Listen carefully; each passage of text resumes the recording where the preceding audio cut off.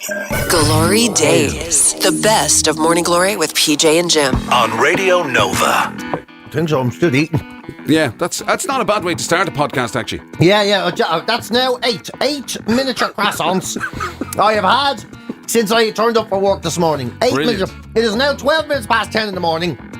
Bloody holy fart. Well, that might be... Oh, no, that's a bit disgusting. But I... Mind you, you did forgo your porridge in order to have a few extra little mini Danishes and croissants and it's very hard to custard talk. yolks. Come and do this podcast the other day. It's sticking to me teeth and I wouldn't mind the ninth, to be honest. Yeah, exactly. Knowing that they're out there calling to you. There's only two left.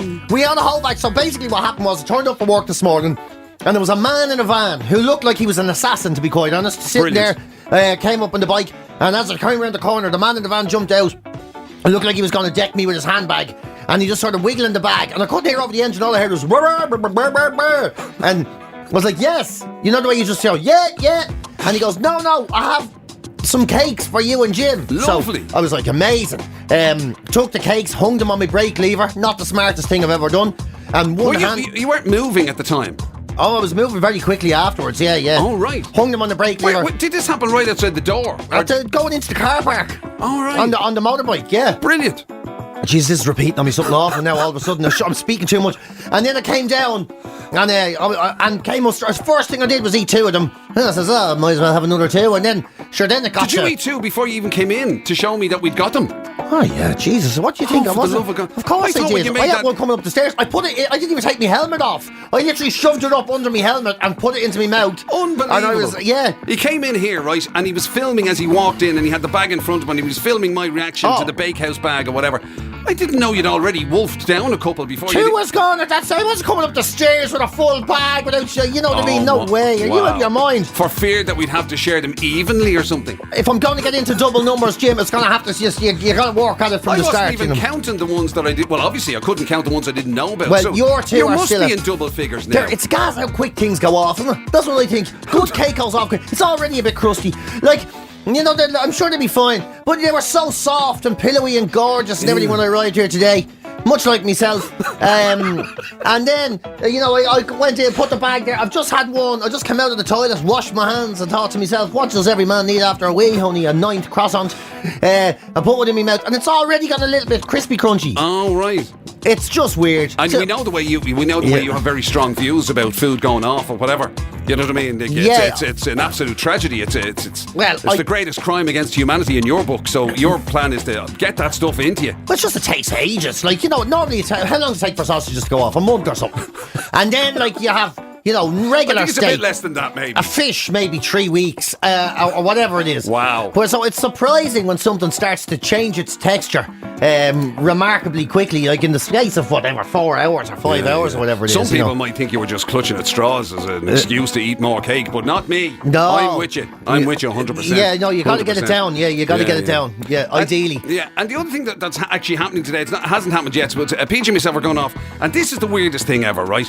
We're going off to speak to other radio people, aren't we? We're speaking at a conference. At least I think it's a conference. Isn't that the maddest thing ever? Yeah, you have to worry about the future of radio. We're actually opening a conference. Maybe that's the whole theme of the day, though. This is what radio used to be, and then at the end of the day, look how far we've come. That's it. So maybe that's the thing. Yes, it's like the sort of radio equivalent of, the way you used to see the evolution of man, and to be at the start to be an ape or a monkey or something, and then eventually that's to be an upright man. And there's I'm the chicken you're chasing for dinner or whatever. The pudgy sort of Rhinoceros Rex or something that you'd be chasing to stick a spear in, or whatever it is, and then at the end it's like an uptight or an up. Uptight's probably a good. An uptight, that's upright, a Freudian slip right there. Yeah, an uptight, upright, current affairs type of person. Stand. So we've come this far. Yeah. Look how far radio has come. Yeah, I know. That is a scary prospect, isn't it? I think it's great. We've 10 minutes. And the gas thing is, it's like people don't really understand that when you talk for a living, you're actually quite all right talking for a living. So they've asked us to do this fucking thing, right? And they go, so you've 10 minutes. So what we'd like you to talk about is how you got into radio, how you get in every day. What clothes? How you pick out your clothes or whatever. How many children have you all got? We'd like to talk about that. Also, methods of transport. I mean, that should be about 30 seconds. And then, could we talk about your mental breakdown? There's about 20 seconds of interest in that. Then maybe we could talk about how Jim coped during that. Then we'd like to talk about the death of your mother and all. The importance of radio to the Irish public. You're like, we've 10 minutes. Like, yeah. 10 minutes, like, you know. That's literally, I mean... And then before you sign off, could you give us a brief rundown on what's happening for the next 10 hours? You know, you're like, what the hell is this? 10 minutes is that's your... I mean, you're expecting the applause to last for a good 4 of those minutes. Yeah, thank you! Thank you! Ladies and gentlemen, thank you! Thank you! And don't forget, Mr. Yes, thank you! Jim McCabe, yes, thank you! Settle down, everyone. Wow. Settle down. Yeah, that's, you know, that's genuinely the way. Actually, maybe that's not a bad way to do it. I mean, like, you know, maybe we should go out and do the whole... Hello, Dublin! Imagine, yeah, all these suits in radio. Sitting there, there'll be about 20 people sitting in each room. Hello, Dublin!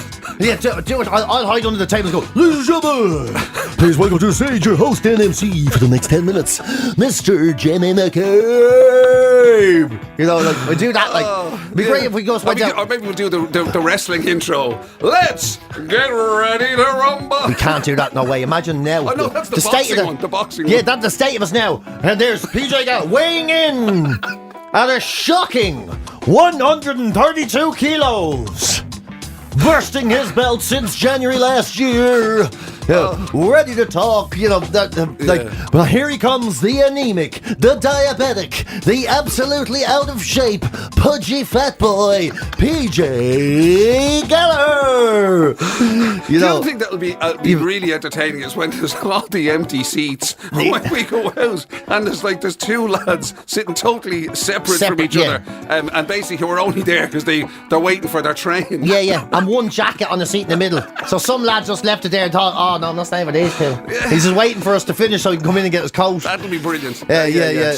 Eerie silence floating through the place. Wouldn't it be great though if we just went mental? Like we'd like to come out and go, we were asked to speak for 10 minutes but there's too many subjects, so we're going to describe to you how we feel through the medium of song. You know, like it'd be brilliant. I'm like, we're singing in the room. That's possible. If we had to sum up the show, we'd go, I could be so good. Imagine if you want to change the situation.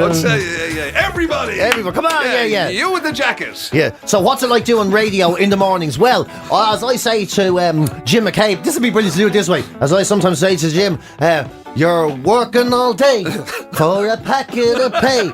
That's living all right. Imagine. And then Jim goes, and a pint with the boys in a bar full of noise. That's living all right. I tell you, greatest opening to a conference ever. Oh, it would be great. And then just finish with no applause. Good night, Dublin. You've been fantastic. Good afternoon, Dublin. You've been fantastic. Yeah. And all the lads there with their pens and their little notebooks ready to, jot down words of wisdom. Did you get at it? No, I didn't write that down. Imagine doing all that. That's lit. And then, before we go, we've 30 seconds to say questions. Any questions?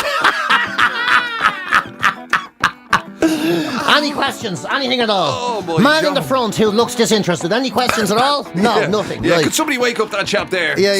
Tell him his train is almost Can I here. go to the toilet? Not yet. 30 seconds, sir. If you could just wait 30 seconds, sir, then you can do anything you want. Yeah, we get paid by the minute. Yeah.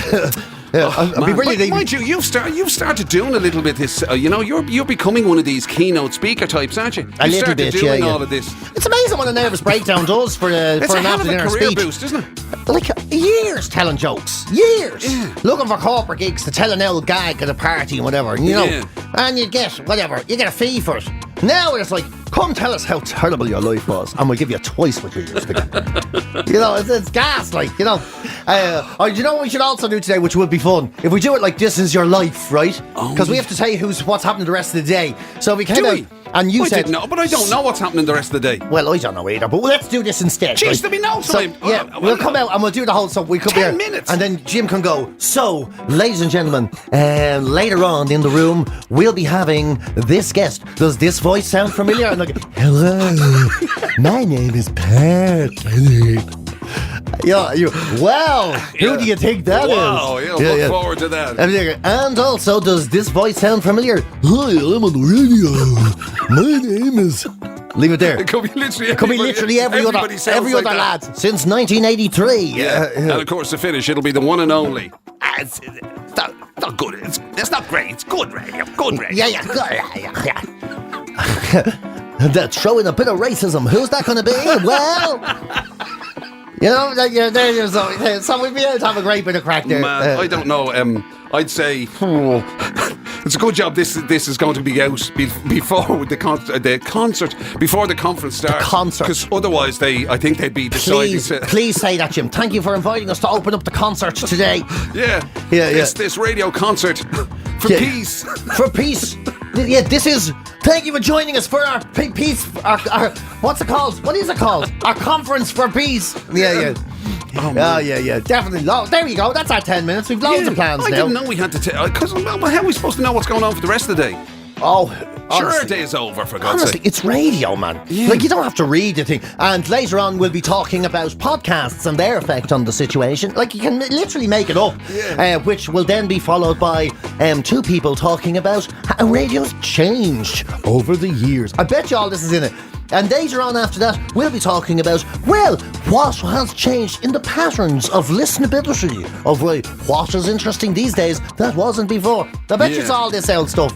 And stuff about young people. What do they like to hear? They always want a bit of fun, those young people. Sounds like quite that. It sounds like an unmissable gig. I'd almost buy a ticket. Well, thankfully we don't. Well, maybe it'd be great if we weren't allowed in now. And I guarantee at some stage, the other thing that'll happen for sure is that somebody will turn around to us as we're, either before we go on or when we've just come off or whatever. There will be somebody who will turn around and go, "So are you staying then for the rest of the day?" Are you off your absolute... The rest of the day? Of your absolute mind. I tried to leave halfway through our 10 minutes. We've got some very interesting discussion groups a bit later on. Yeah. What? I love it. What I love about things like that is Jim always gets so... jeez, I'd love to know. Let me just see. What am I doing? Jesus. I would love to stay, but... PJ's giving me a lift. Unfortunately, I've just had a death. In the family. It's a part of my soul when you asked me that question. That's what died, and I'm going to have to go. Yeah, sorry, I just feel so much less alive now than I did 10 minutes ago. So I'll have to go. Yeah, because people do expect that, don't they? They probably expect, because you do get people in this industry. They're very into it. Very into it. It's the same with every industry. And they think you want to hang on every word. I remember doing a gig for a financial consultancy firm, right? Yeah. And it was a gig, and they were paying a few quid and whatever, and it says, and when you're finished, we have a seat for you saved at our table, the head table. Where you can come down. Financial consultancy. Yeah, and where you can come down and have dinner with us. Don't worry, it's paid for. I was like, I can't believe it. You know the way you have to come up with it and say, can't believe it. You won't believe what I have to do at 11 o'clock on a Thursday. You just, and I know they mean well. That's the thing. They do. They think it's listen, by the way, feel free when you're finished to join us for a few drinks an hour. But, yeah. Oh, my God. But you know what it is? It's people forget that this is your fucking job, right? Imagine you got a carpenter or a plumber or a sparks or a builder in or whatever, right? Yeah. And he came around and did the job, and just as he was leaving, he go, sorry, it's just, we've saved you a table.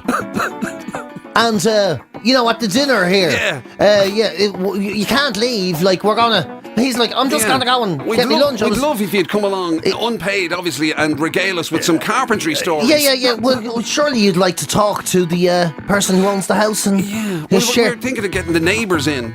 Yeah, and sitting down and then going, right, it'll just say, so what would you like for dessert? Do you have any food requirements? He'd be like, I want to eat a fucking roll in the car on the way home. Man, I tell you something. Next week's podcast will be by the way, it'll be about what happened. Next week's podcast, we would like to apologise for things said in the name of whatever. So yeah. Anyway, right, listen, while we'll be doing that, listen, you can have a listen to this. Some of the best bits from during the week we've thrown together for you to have a little listen to. And, it was obviously the week of Valentine's, okay? Now, this show would never be considered conventional in that regard, and we did take a slightly different look at some of the things that float around Valentine's time, including some of the most loved up places in Ireland. In Ireland. Yeah. And I am telling you right now, you'll be shocked when you hear where number one is. And you'll also be shocked when you hear the accuracy of PJ Gallagher's impersonation of those accents. It's quite a thing to behold. Yeah. It's just as good as my Belfast accent, Jimmy. Yeah. Also, the question was asked first, and I don't know why it was asked, about who the patron saint of radio was. Why did that come up? It came... St. Valentine's Day, of course. So, literally just been talking about Valentine's. Yeah. There's a saint in Valentine's. Yeah. And then we found out what my patron saint is. Something I never knew before. And I'll say now, I'm very glad I've been ashamed of my middle name for my entire life, to be honest. Also, we were talking about morning mistakes. Now, you might think, well, plenty of them to choose from. No, we don't mean on the show. We mean the morning mistakes you make in your general life. Who'd have thought it? Yeah, apparently we're all doing it wrong. All of us. All doing it wrong. Fitness people, Jim. Like I said last week, bastards. And also, if there's times when maybe there's times when somebody has to just come out and say something to you. Normally, those people have to be either very close friends or family who are going to deliver some serious home truths. Yeah, I'm still upset about it, to be honest with you. But there you go. PJ was on the receiving end of that earlier in the week. Again, it didn't come as a massive shock to everybody else. It came as a terrible shock to me, and it came as a terrible laugh to Jim McCabe. But there you go, you'll find out what that is. Have a listen, we'll talk to you on the other side. GloryDaze, the best of Morning Glory with PJ and Jim. On Radio Nova. So my nephew, Tommy, right? He's been texting me for a while now. Because I got his family, he's one of those kids, he goes against the grain, right? The family are all United supporters, so he decided he's Liverpool, and the family... I don't like him already. And they've been involved in Shelbourne Football Club forever. Right. So I sent him a Bows jersey for the crack, Of course you did. Anyhow, he's been on to me, Uncle PJ, will you take me to a Bows game? I was there, absolutely I will. But you have to pay yourself in. No. Oh no, obviously I'll get a free ticket. Yeah. So I said, obviously, but you have to check with your parents. Right. If they say it's okay, no problem, Yeah. Anyway, they came back, we'll think about it. It's been going on for months now. And with the season starting again on Friday, good and proper, I get another message, any chance that you'll take me to a game, I think he's 10 now or whatever. Right.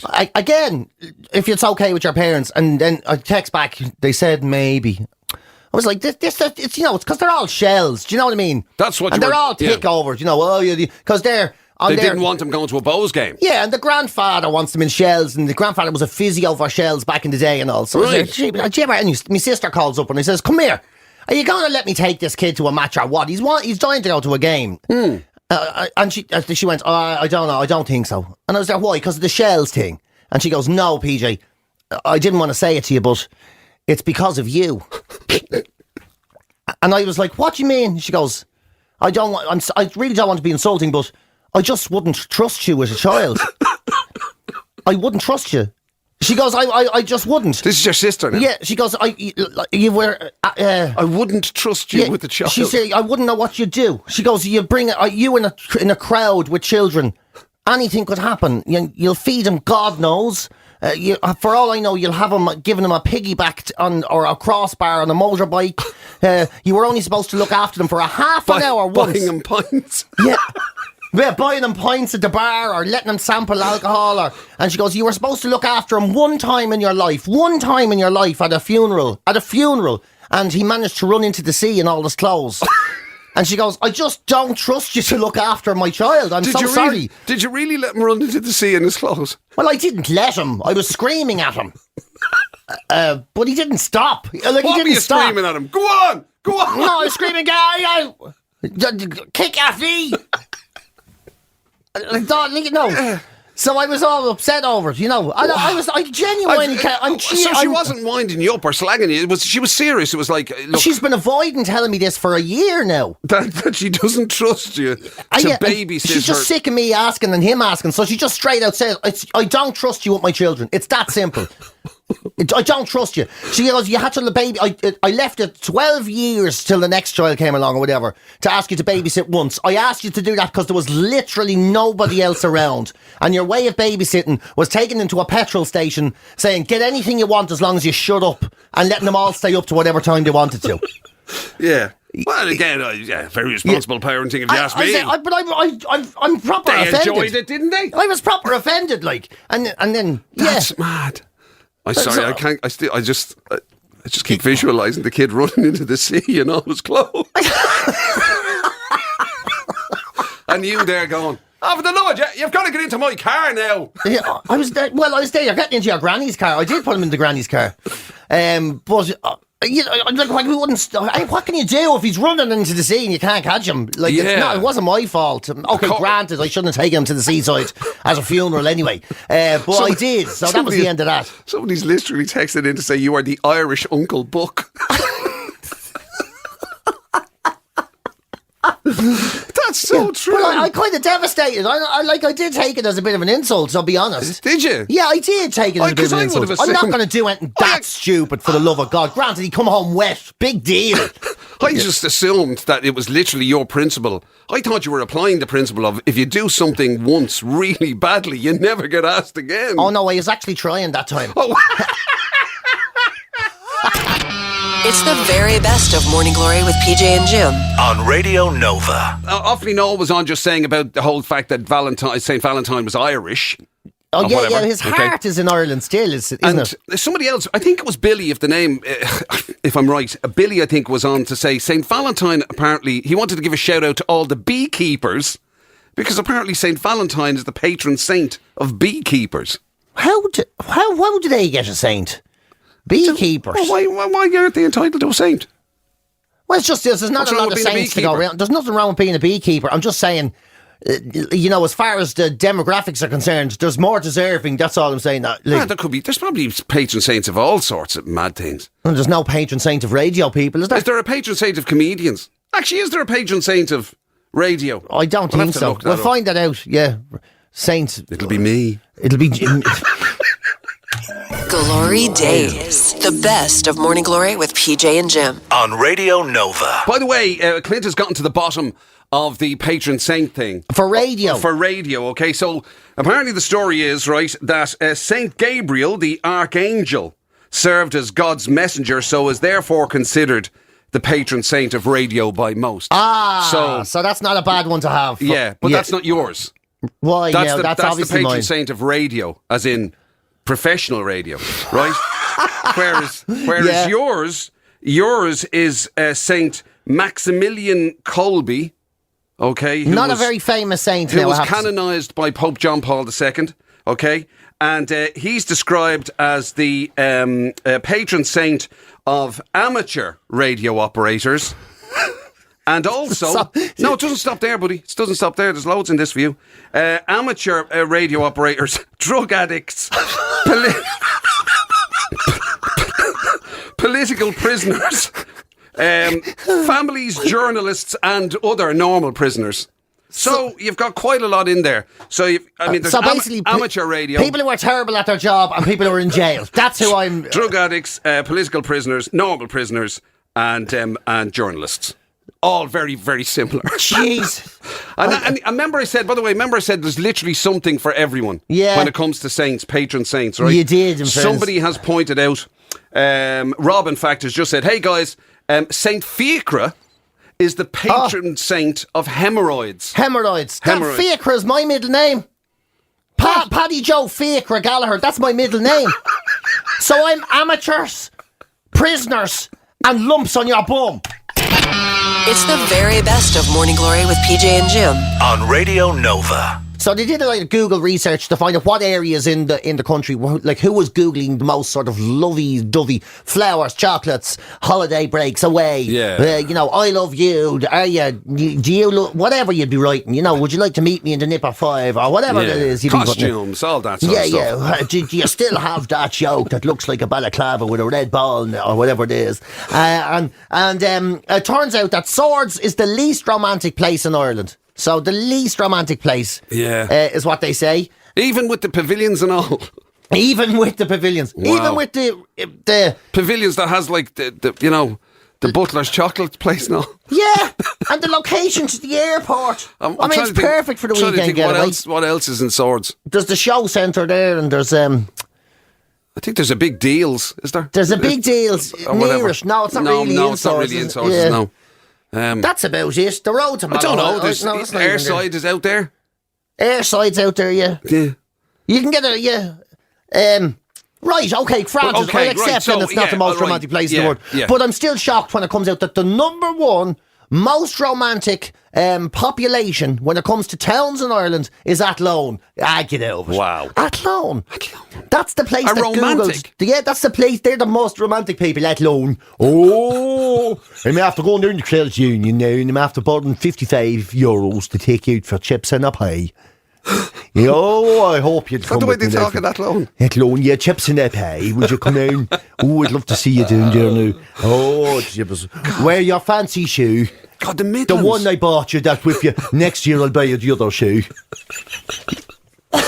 And what has Athlone got that the rest of the country hasn't? Just sentiment. What makes the people of Athlone so lovey-dovey? Well, I don't know, because all I know about Athlone is it's got the oldest pub in the world, Sean's, and a credit union, and other than that, there's the Jean Crow's theatre, which I always died in my arse in, so that was never a good down night. And then maybe it's when you don't have a lot, you take, you put more emphasis into the people in your life when you don't have any other kind of, like if you don't have a pavilions and Airside and stuff. Yeah. And a Deals nearby. And we are not even in a real county. Westmeath isn't a real county. It's just an offshoot of the real Meath. Yeah. It's an annex, yeah. It's an annex. I know what you're saying. So, unusual, that isn't. By the way, that's not where you were hanging out eating sausages of a Sunday morning, was it? That was Kinnegad. Oh, right. The plaza in Kinnegad. And I'm not even joking. I would take out someone on a date to that plaza any day of the week. It's 40 odd minutes from Dublin on a bike. You can sit down there. Them sausages were gorgeous, I had. Brown sauce in a crispy roll. Not a person in the world came to bother me. The woman served them with a smile and brown sauce. It was absolutely delicious. Because, it does sound like maybe that's that they found the joy, they found the love in simplicity, maybe. Maybe that's in the same way as you did with those sausages in the service station at 7 o'clock on a Sunday morning. Maybe that's what it is. Maybe they just have something when you're in Athlone, maybe you have to sort of find the simple pleasures. Yeah, that's what it is, isn't it? In each other. Sure, why would you need scenery when I have a face like yours? Huh? Who'd need anything? Who'd need a roof on the house when I can sit under your dress in the rain? Huh? Who'd need it? The Midlands in general is... by the way, a lot of people are pointing out that your accent sounds very Dundalkish. Why would you say I'm from Dundalk? Well, I'm just but just for the benefit of the people listening. Yeah. Give us your Dundalk accent. Dundalk accent? Yeah. I'm from the town. Right. More the town. Now, that's totally different to your Athlone accent. Athlone, near the credit union. How anybody confused those? I don't know. What is going on? Donna and Joe, you're a star. Where are they from? Athlone. I thought it was Dundalk. No, it doesn't matter, sorry. Donna Joe. Yeah, you know what I mean. Yeah. Why would you stay in Dundalk when Athlone's so romantic? And then you threw in a little bit of Northern Ireland there at the end. I may have gone to school in Armagh. GloryDaze, the best of Morning Glory with PJ and Jim. On Radio Nova. Did you know, if you're listening to us at the moment, the chances are that PJ Gallagher is about to point out to you the mistakes you have already made. Or maybe are in the middle of making right now. Sitting in the car, enjoying your day, are you? You should be ashamed of yourself. You've already ruined your day. No matter who you are. Yeah, you ruined it already. A fitness coach, Lauren Simpson, she's saying, before most people even start their day, they've ruined it. And she said the 3 mistakes that almost everybody makes before, in the morning, before they even get going, before they even get to work, before they even get their trousers on in a lot of these things, situations, you've ruined your day. These fitness people, I swear to God, they drive me up the wall. My, would you listen to talk about poacher turned gamekeeper? Until I get fit again, I hate them. And then I love them. You were like, my God, you were a fitness... I won't even use the terminology. Listen, Jim. And now we are like, what did you talk about? Just enjoy your life, let it go. Put your head through the feckin' wall, I will. Keep talking about that fitness, I will. Going on about it. I think we've established one thing on this show that we know is true, Jim. Whatever I'm doing after time is the right thing. Everything else is incorrect. Correct. Right? And at the moment, this is annoying me. So, What's she saying? Although we both agree with her first point. So setting multiple alarms in the morning is the first way to mistake everybody makes.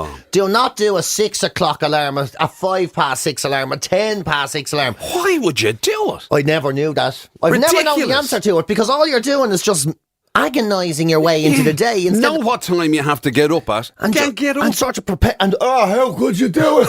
Mother of Jesus. The clock goes all right, so it's better to be you're like consistently tortured. Is it better to be it's consistently tortured for 15 minutes of alarms? Yeah. What ridiculous. And to lie there going, life is desperate. I don't even like the person lying next to me, and now I have to get out of bed and face down a job where people think I'm useless because I am, or whatever it is. You know, the whole point about getting up in the morning is, whatever you do, don't think. Yeah. Never think. Just you have to do it. You have to go on instinct, muscle memory. Yeah, if you think about having to get up and go about doing your stuff. Imagine Jim woke up every morning at whatever time he gets up, 12:30 or whatever, right? After midnight, whatever it is, when the moon goes full and woo, and then imagine if he started thinking about having to spend the day with me every day, he'd never come in.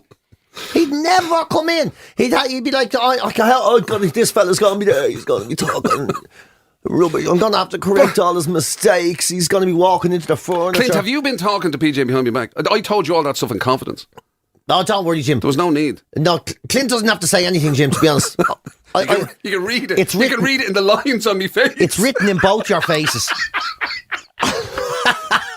I think that's why Clint never goes to bed. Well, isn't that what, you have to just go for it. You have to go for it. Don't start thinking about it, dwelling on it. Yeah, just get stuck in. Yeah, she says it's the first way of failing before you even get started. Then getting on your phone first thing in the morning and scrolling through social media. Unbelievable mistake, she says. Who has time for that? Well, I would do it now when I'd be going to the Jacks. I'd be standing. I do have a moment where I'm standing there rocking on my feet going, let's see what hold on, what's going on in the world, whatever. I'd be doing a bit of that. And she's like, you don't want external influences to impact how you feel before you've even left the house. That's what she's saying. So that's a bad idea. Once again, I will point to the fact that if Jim was having a slash or going to the toilet and, putting on his trousers and all he was thinking about was the next 5 hours of my life are going to be revolving around stopping PJ harming himself. By getting electrocuted or whatever. Yeah, and how many apology letters am I going to have to write today and stuff like that? If I was to consider all of that, it'd be just no. Jim's actually the only person that comes home from work, and when his missus goes, "How are you?" he goes, "Sorry, I'm sorry. Whatever he did, I didn't. It wasn't. I don't know. Why are you asking that? Yeah. What is there something I don't know? Yeah. What happened? He's not here, is he? And then the last one is, don't set unrealistic expectations about what your morning routine should be. She's like, we're all different. It doesn't need to be filled with a million things. You don't have to wake up, read, do a journal, go into a skincare routine, go for a walk, hit the gym. Have structure in your morning, but be realistic about what you should fit in before you... That's a good point. Because all the gurus tell you, to meditate and do your exercise and, journal and have a good breakfast and do a thing. Who has time for any of that? These flutes like Mark Wahlberg. You know him, he's an awful flute. He's a real head through the wall. Fucking tool. You know the way he's there going, this is quite an emotive issue for you. I wake up in the morning and I have a cold shower. And then I go to the gym. and that's like 3 o'clock. Then I have a homemade breakfast, and then I sing to my kids, and then we all stand on our heads and watch the sun come up. Yeah, you fucking absolute arse of a human. You've got a chef and a gym and a swimming pool. You don't even have to leave your house to do all these things. Exactly. I'd be up the community centre now, waiting outside Flyfit, getting the arse lagged off me by all the local lads. Not a hope is happening. Yeah, exactly. By the way, just before you wrap that up, did it say anything about eating excessive amounts of baked goods before 8 o'clock in the morning? Jim McCabe, that's you're shaming me now. Just because I had 7 pastries before 8 o'clock in the morning. GloryDaze, the best of Morning Glory with PJ and Jim on Radio Nova. There we go. Look at that, another one in the bag. You know, we've done over 70 of these things. I know, it's wild, isn't it? Yeah, we keep missing all the anniversaries. We do, yeah. We'll have to do something for our 100th.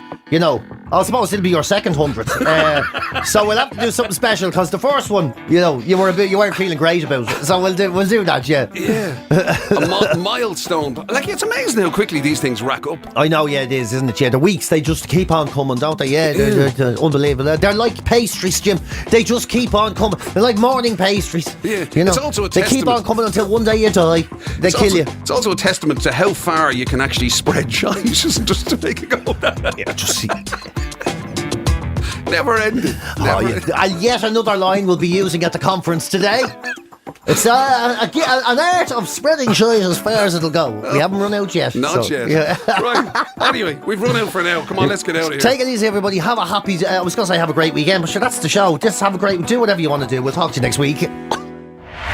You've been listening to GloryDaze, the best of Radio Nova's Morning Glory with PJ and Jim. Catch the show live weekdays 6 to 10 on FM, online at nova.ie, or on the Nova app.